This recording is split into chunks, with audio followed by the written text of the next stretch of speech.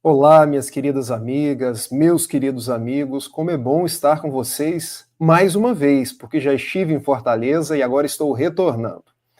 Tive o prazer de cumprimentar todos que estavam aí no nosso chat, mas faltou a Lourdes Marinho. E a Lourdes é uma poetisa, uma grande amiga, uma servidora do Cristo. Seja muito bem-vinda, viu, Lourdes?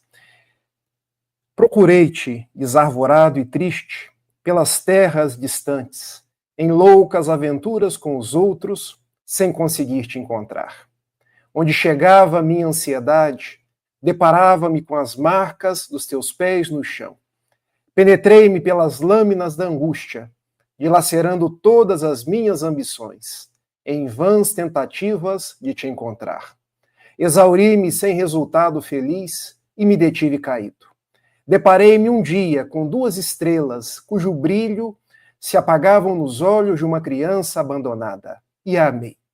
A sua voz sem palavra e a música da sua necessidade me fizeram encontrar nós três, o próximo, a mim mesmo e a ti, Jesus, ó soberano Senhor da minha vida. São versos do poeta indiano Rabindranath Tagore, primeiro asiático ganhador do Prêmio Nobel de Literatura em 1913, que, uma vez desencarnado, retorna pela psicografia de Divaldo Pereira Franco, escrevendo alguns livros, e particularmente este pequeno trecho de uma das suas poesias encontra-se no livro Estesia.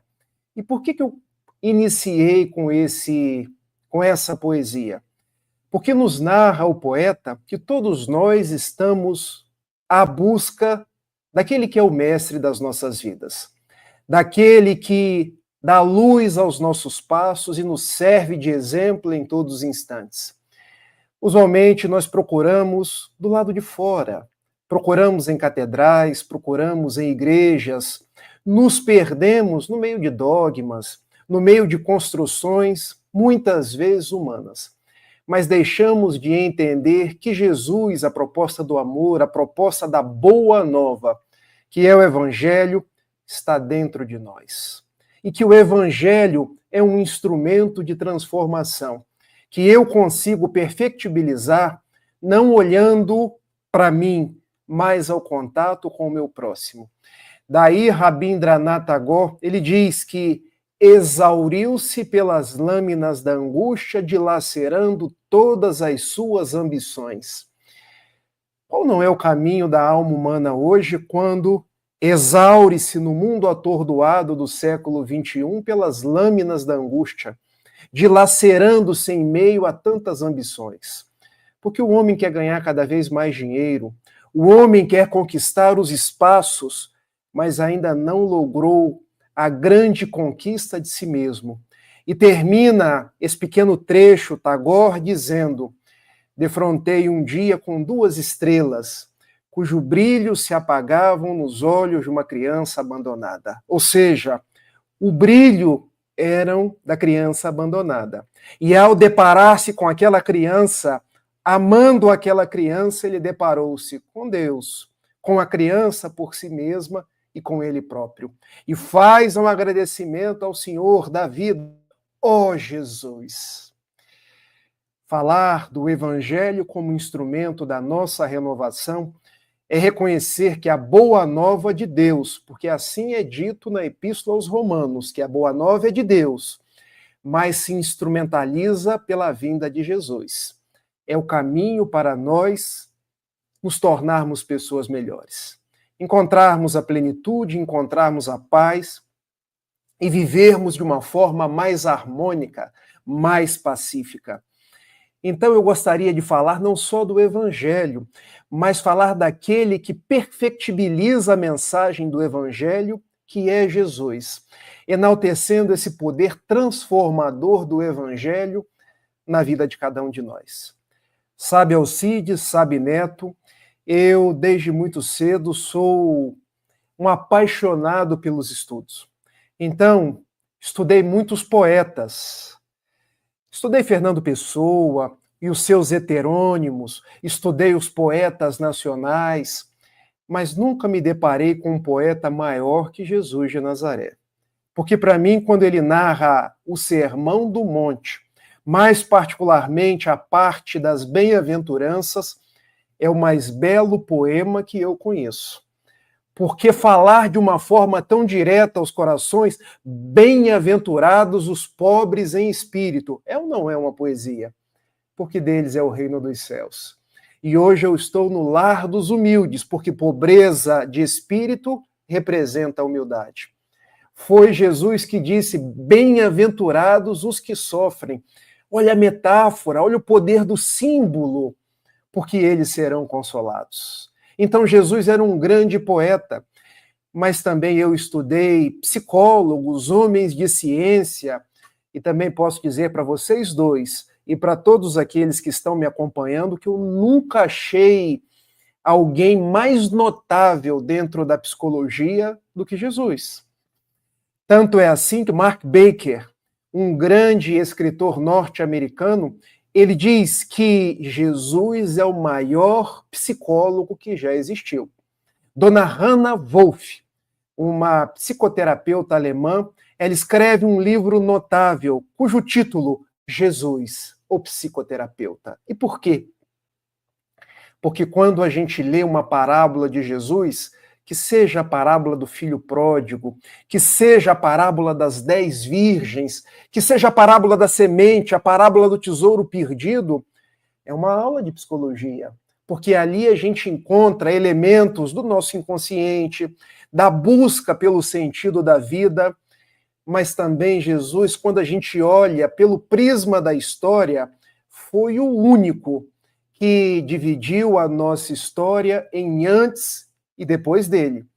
Tanto que o acadêmico francês Ernesto Renan, ele teve o prazer de dizer que Jesus é um homem incomparável.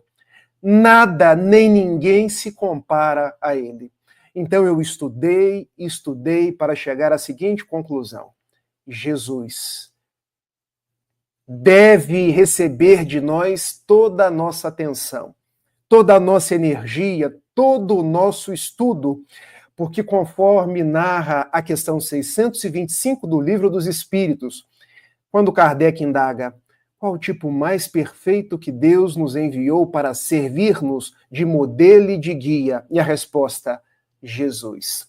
E o Evangelho é uma bússola, é uma receita para aqueles que são da área do direito, é um verdadeiro vade-mecum, como nós podemos e devemos agir nos dias atuais. Na nossa fala de hoje, então, o Evangelho, Jesus como o grande elemento para a nossa transformação, eu quero pegar alguns trechos, algumas falas de Jesus que estão nos Evangelhos para nós refletirmos na poderosa ferramenta que nós temos de modificação das nossas vidas. E o primeiro trecho que eu quero pegar está lá em Mateus, capítulo 22, versículos de 34 a 40. Quando os doutores da lei chegam, dizendo da lei antiga, dizendo da Torá, enaltecendo Moisés e Jesus. Toda a lei antiga e os profetas podem ser resumidos em 2 mandamentos. Amarás ao teu Deus de todo o teu coração, de toda a tua alma, de toda a tua fé, de todo o teu entendimento. Amarás o teu próximo como a ti mesmo. E eu me pergunto, é ou não é um elemento de transformação? Um vetor de nós nos transformarmos em pessoas melhores nesses dias tão difíceis, nesses dias que nos trazem a guerra, que nos trazem a divisão entre as pessoas, nos trazem as discussões intérminas. Jesus falou do amor. E uma alma que encontra Jesus, já dizia o apóstolo Paulo, nova criatura se faz. Mas eu quero propor uma reflexão mais profunda sobre o amor. Porque se nós pararmos para pensar Alcides e Neto, Moisés também falou sobre o amor. Porque quando a gente volta no Antigo Testamento, está escrito no texto de Deuteronômio, no capítulo 6, versículo 5. Amarás ao teu Deus de todo o teu coração, de toda a tua alma, de todo o teu entendimento. Então essa frase é de Moisés. Se a gente volta ao Levítico, capítulo 19, versículo 18, amarás ao teu próximo como a ti mesmo, essa frase também é de Moisés. E nós poderíamos nos perguntar, o que Jesus trouxe diferente de Moisés? E aí nós entendemos por que o evangelho é o nosso elemento de transformação. Se a gente pegar no Sermão da Montanha, Mateus 5, versículos 43 e 44, lá está escrito: ouvistes o que foi dito, amarás o teu próximo e odiarás o teu inimigo. Porque era assim que os rabinos ensinavam. Não estava escrito isso na Torá, mas eles ensinavam, porque era muito apropriado para ele ensinar. Um judeu ama o outro judeu, mas os pagãos não são judeus. Mas eu vos digo de uma forma diferente. Ame o teu inimigo. Faça o bem àquele que te persegue e calunia. Orai por todos aqueles que querem o vosso mal. Então, a grande diferença do Evangelho e que nos propõe renovação para o ano de 2025 é: eu não vou amar somente o Alcides, porque é fácil, é meu conterrâneo aqui do Rio de Janeiro. Eu não vou amar somente o Neto, porque é fácil. É um espírita do lar dos humildes, não vou amar apenas a Lourdes, que eu já gosto muito, não vou amar apenas a Eugênia, que é minha irmã em Francisco e em Cristo. Eu vou amar aquele que pensa diferente de mim, que vota diferente de mim. Eu vou amar aquele que torce para um time diferente do meu. E aí nós entendemos por que o Evangelho transforma. Porque o Evangelho nos tira da nossa zona de conforto. Porque o cristão hoje, fazendo uma leitura psicológica, nós nos encontramos numa zona de conforto. Porque nós temos o Evangelho e fazemos uma leitura dele para nos preservar, muitas vezes dizendo, o Evangelho está aqui, eu tenho fé e a minha fé me salva. Só que a gente precisa entender que Jesus era o pastor de todas as ovelhas, não apenas dos cristãos, não apenas dos espíritas. E foi ele mesmo que disse isso, lá no Evangelho de Lucas, no capítulo 15. Enganei-me. Lá no Evangelho de João, no capítulo 10, versículo 11. Ego bonus pastor sunt. Eu sou o bom pastor. Nenhuma de minhas ovelhas se perderá. Então nós precisamos sair daquela nossa zona de conforto e entrar na zona do entendimento que nos leva à zona de superação. Qual é a zona do entendimento? O Evangelho é para todos. A mensagem é para todos. Foi isso que Paulo fez. Porque quando Tiago Menor queria circunscrever a mensagem de Jesus àqueles que eram os cristãos, os judeus convertidos, Paulo, não. A mensagem é para todos. Eu devo pregar aos gentios. Eu devo sair viajando pela Ásia Menor, falando para as pessoas, dando oportunidade para que elas entendam a mensagem de Jesus. Essa é a zona do entendimento. Será que nós estamos gravitando pela zona do entendimento hoje? Entendendo que eu não sou melhor do que o muçulmano, porque eu sou cristão, e ele segue os ditames de Muhammad? Será que eu estou na zona de entendimento hoje, entendendo que pelo fato de eu ser cristão, eu não sou melhor do que o judeu que ainda não chegou na mensagem do Cristo? Será que eu já estou na zona do entendimento para entender que se eu sou cristão, eu não sou melhor do que o ateu? Aliás, Jesus também ama o ateu. Não por outra razão, o Papa Francisco disse: é melhor um ateu que faça o bem do que um cristão que professe Jesus com os lábios, mas que ainda mantém o coração distante dele. Isso está lá no Antigo Testamento, no livro de Isaías. Então vejam, a mensagem de Jesus ela é um vetor de transformação quando a gente sai da zona de conforto. Eu estou aqui, tenho fé, a minha fé me salva. Passo para a zona do entendimento. A mensagem é para todos. Nós somos irmãos. Jesus ama a todos, até chegar na zona da superação. E o que representa essa superação, Alcides e Neto? Quando eu supero o meu egoísmo, quando eu supero o meu orgulho e passo a olhar as pessoas não como inimigas, mas passo a olhar as pessoas como filhas de Deus. E eu dou um exemplo. Quando Jesus estava no alto da cruz, não nos consta que ele, vou te pegar, Anás, vou te pegar, Caifás, eu sou o governador desse planeta. Pôncio Pilatos, deixa você comigo. Não foi isso que ele fez. Pai, perdoa-os. Eles não sabem o que fazem. Zona de superação. Não nos consta que Jesus tenha mandado malhar Judas. E nós malhamos ainda hoje. Pelo contrário, quando a gente olha o livro de Dona Maria Dolores, uma poetisa baiana, na psicografia de Chico Xavier, uma mensagem chamada Amor e Perdão. Maria Dolores nos conta que depois da crucificação, Jesus vai às zonas umbralinas socorrer Judas. E pronuncia palavras tais como: um amigo não esquece o outro. Antes de subir-me ao palco da espiritualidade, desci às zonas inferiores para acolher a dor de Judas. A mensagem de Jesus, então, nos chama no primeiro momento pelo amor.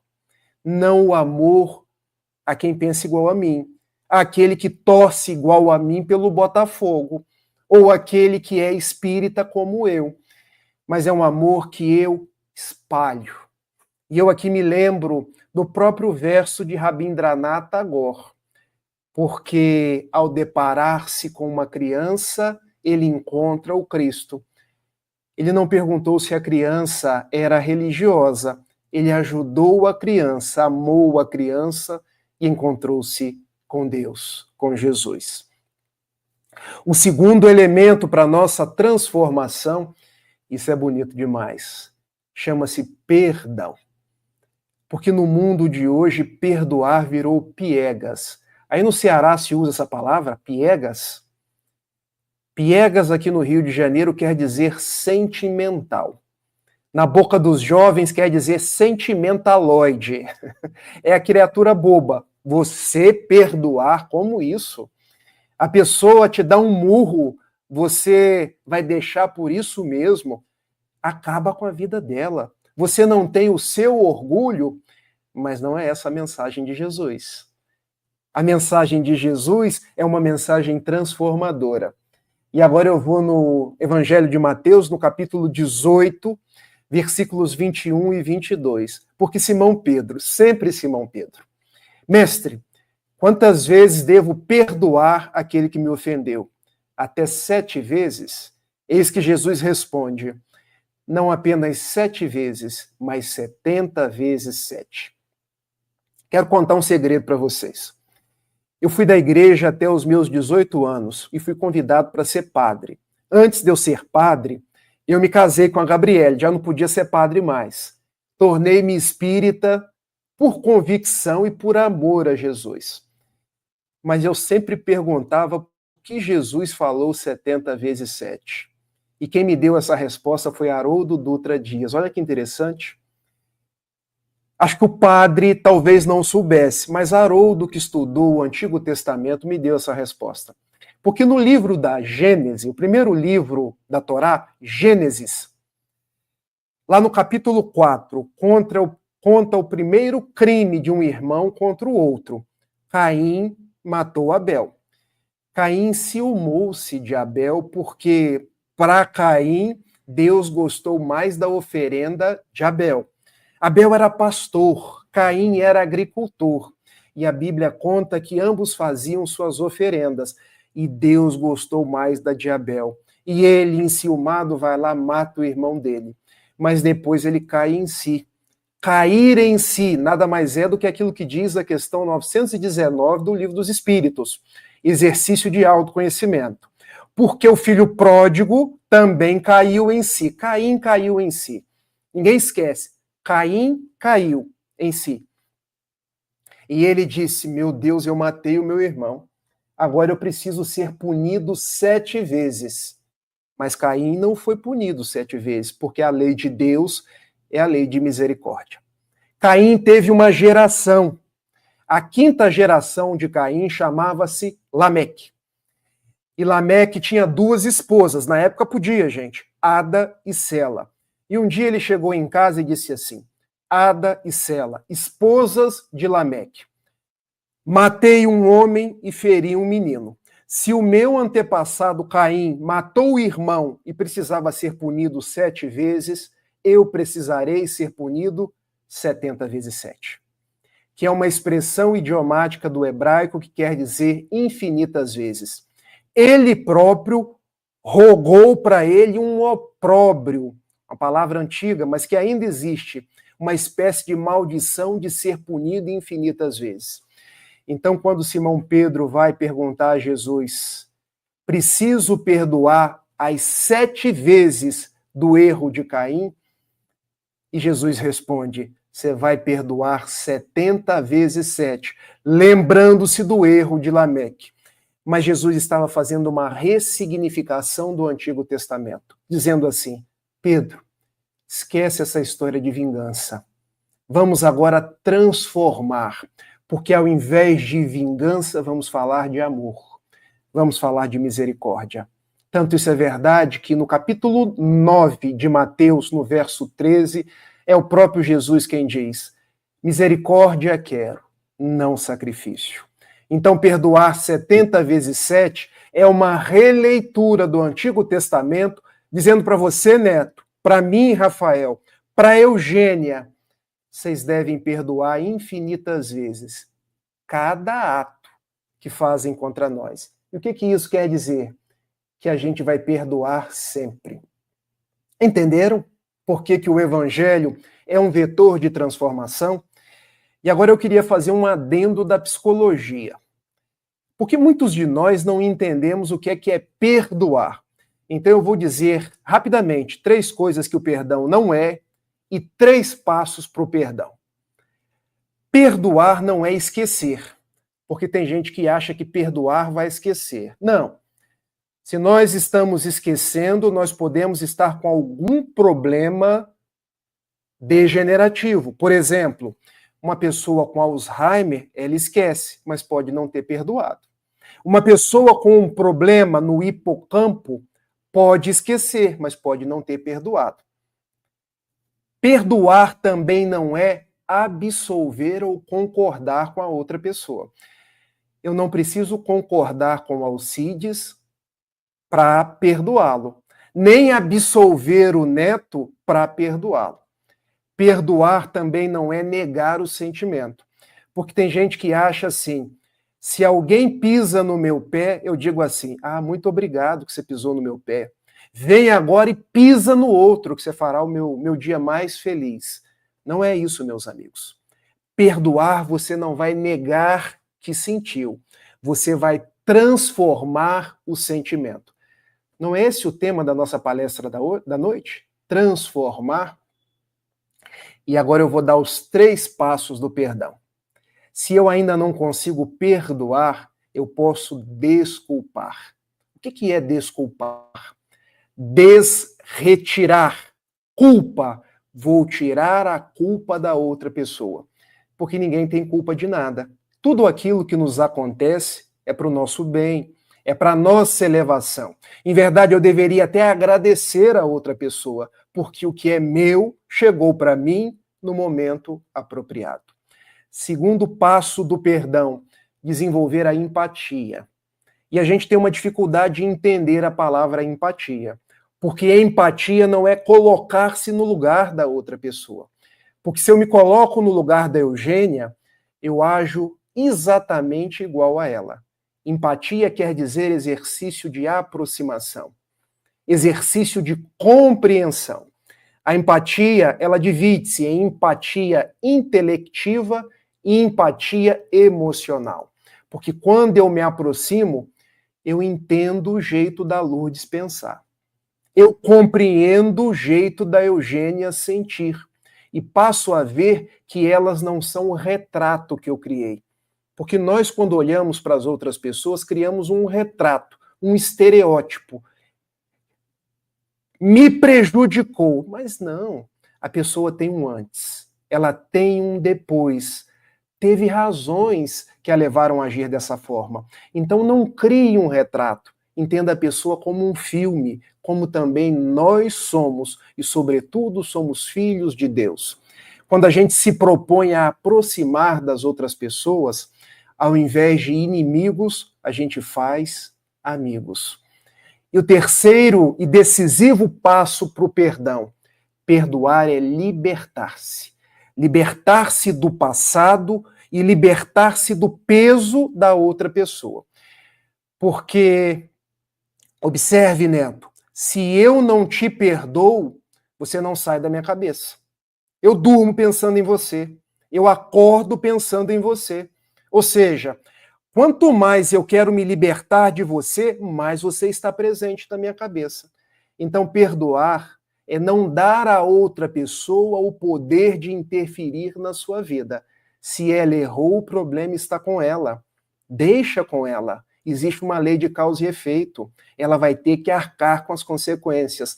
Eu não preciso ser o agente da justiça. Perdoar também é libertar-se do passado. Porque às vezes nós recebemos nas reuniões mediúnicas espíritos dizendo assim: porque no século XVI, lá no Rio Douro, ele me levou a um processo inquisitorial e me jogou dentro do rio. E a gente pergunta: meu irmão, você está há 400 anos tornando o passado presente. Liberte-se do passado. Você tem o seu presente, que é um presente, e o seu futuro para viver em paz. Quantas pessoas você não consegue enxergar que estão ao seu lado? A sua mãezinha, os seus familiares queridos.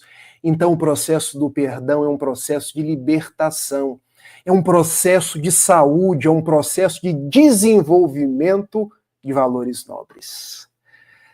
Terceira receita de transformação pelo Evangelho: desapego dos bens materiais. Está lá no Evangelho de Mateus, no capítulo 6, versículo 33. Buscai primeiro o reino dos céus, toda a sua glória, toda a sua justiça, e o resto ser-vos-á acrescentado. Olha que interessante. A criatura humana dos dias atuais fica angustiada pelo ter, pela posse. E a gente vai tornando-se depressivo, vítima das mais variadas enfermidades, porque a gente se agarra naquilo que é transitório. E observem, me apegar naquilo que é transitório é tal qual querer matar a sede com a água do mar de Fortaleza. É salgada, não é, Neto? Alguém mata a sede com água salgada? Não, fica com cada vez mais sede. O que isso quer dizer? Quanto mais eu valorizo as coisas materiais, mais sede eu vou ter, mais água eu vou querer beber, e isso é um círculo vicioso que vai me consumindo e me adoecendo. Não por outra razão, Jesus disse à mulher samaritana, lá no capítulo 4 do Evangelho de João: tu não sabes que a água que eu posso te dar, quem beber não terá sede mais. Porque ela se esfalfava, buscava água no sol escaldante todos os dias, e voltava, e voltava. Jesus ofereceu para ela a água da transformação. E a água da transformação é a água do desapego. Eu não sei se aí em Fortaleza passa a propaganda da OLX. Desapega, desapega, desapega. Como a gente é apegado. A gente se apega a carro, a casa, a valores em ações, mas tudo isso a gente pode perder. Mas a amizade do Alcides, do Neto, da Eugênia, da Lourdes, isso eu não perco. Buscai primeiro o reino dos céus, toda a sua glória, toda a sua justiça. Poderiam algumas pessoas dizer assim: a receita então, Rafael, é eu virar um eremita e ir para o deserto? Não. Jesus não falou para a gente renunciar. Quem quiser renunciar, que renuncie. Eu ainda tenho que comprar leite para minha filha, então eu preciso ganhar o meu salário. Mas ele manda que eu desapegue.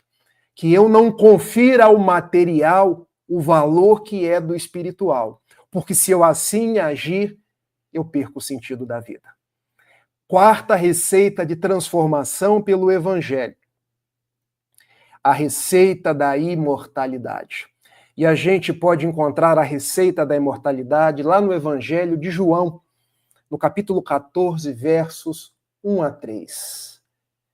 Se me amais, guardai os meus... Peraí, confundi-me. Esqueci essa parte aqui, mas fala de imortalidade. Não se turbe o vosso coração. Crede no Pai, crede também em mim. No reino de meu Pai há muitas moradas. Eu vou e vou preparar-vos um lugar. Vejam, Jesus estava falando de imortalidade. E ao falar de imortalidade, ele dizia para nós somos espíritos imortais. E o que isso quer dizer? Que a gente não morre, a gente desencarna. A gente não perde ninguém. Perder, eu perco um celular. Eu perco um caderno. Nós precisamos aprender a lidar com o fenômeno da desencarnação. Precisamos aprender a lidar com a nossa imortalidade. Aprender a falar como um imortal. A agir como um imortal e seguir em frente, sabendo que uma hora ou outra eu vou atravessar o grande rio da imortalidade, mas eu não morrerei.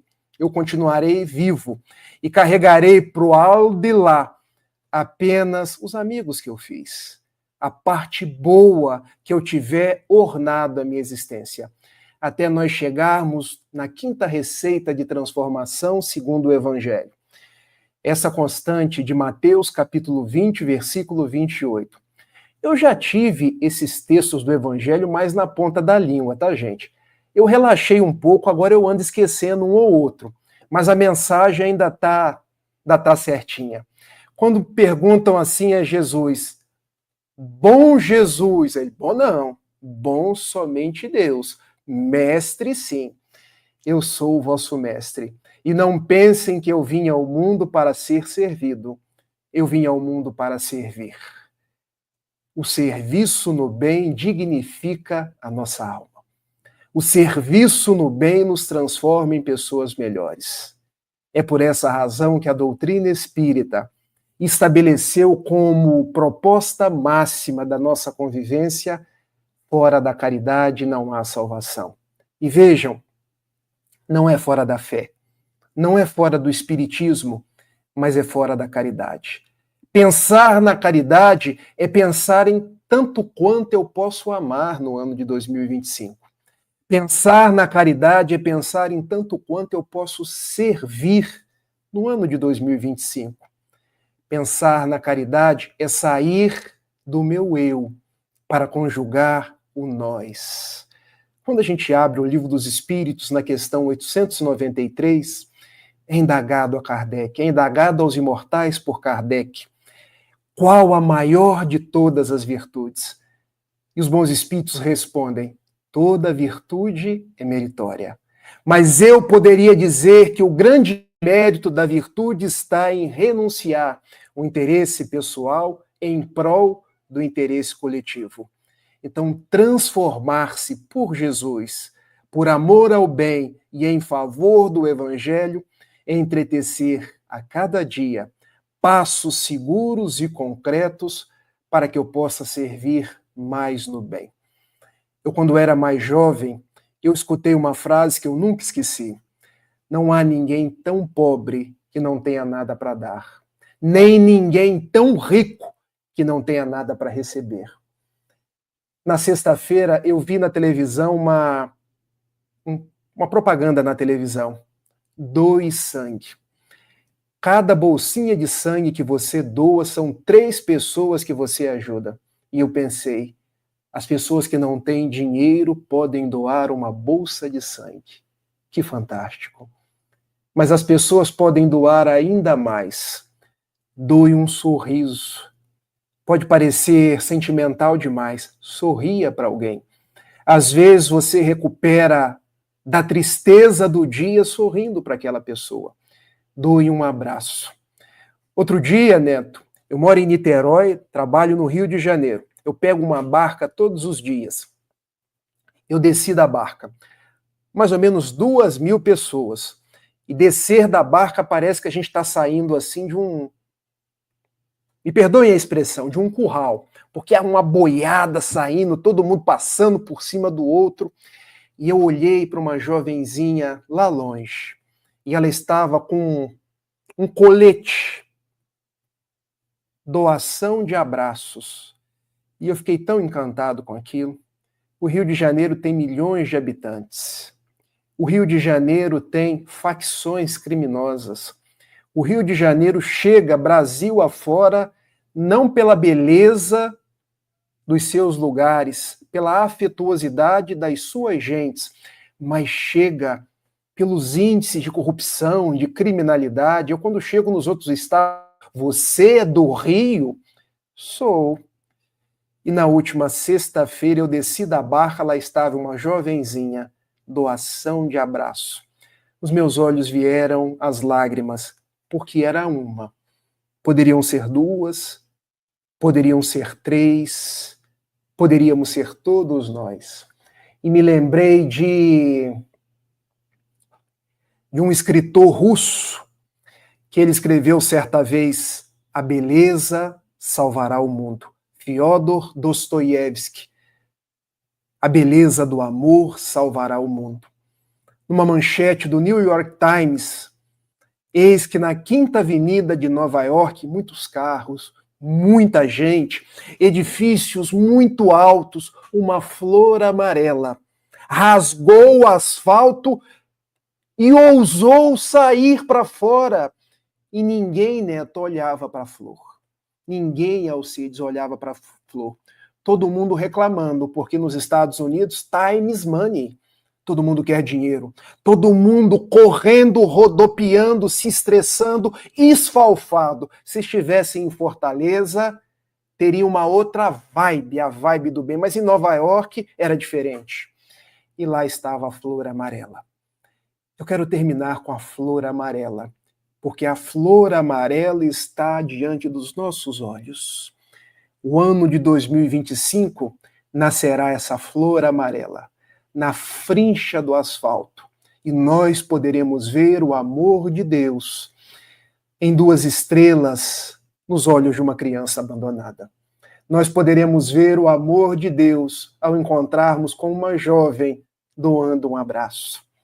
Nós poderemos encontrar o amor de Deus numa flor que rompe o asfalto ou num pássaro que vem cantar na agonia do nosso dia, porque o Evangelho prossegue nos dias atuais, sendo o grande vetor, sendo o grande instrumento da nossa transformação.